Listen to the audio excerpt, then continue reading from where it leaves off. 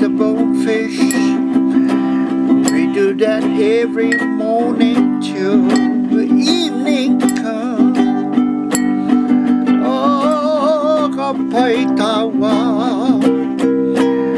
take a call. Yeah, get it. Tired of traveling around. I'm gonna move to Aotutaki. Yeah.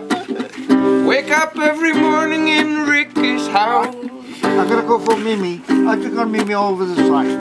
Jamen, altså nu er det søndag, og det er jo en helligdag her på Aotutaki, Cook Islands. De tager det meget seriøst. Så Rolf, han hviler sig derhjemme i huset. Jeg synes, det var sjovt at tage ned og fiske bonefish, og nu har jeg kroget min første, og jeg er sindssygt nervøs, fordi den er kæmpe stor.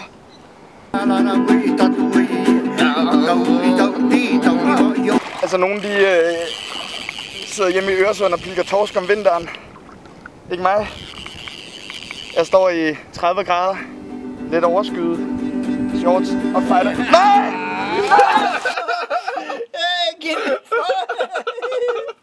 That's so good. Oh. Yeah, but never plan anything. No. You go and you see some movie and you say hello to people. Yeah. And people are different from where you come from. Nej! Nej! Ah!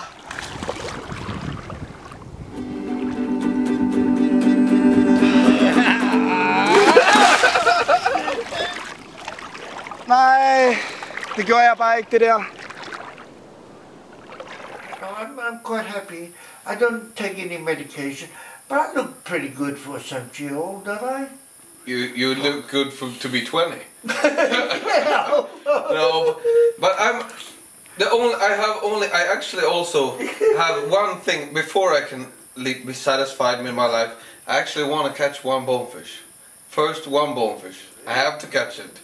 But you know, Peter, he's all stressed about it. But for me, it's a little bit. I know it will happen. I just have to.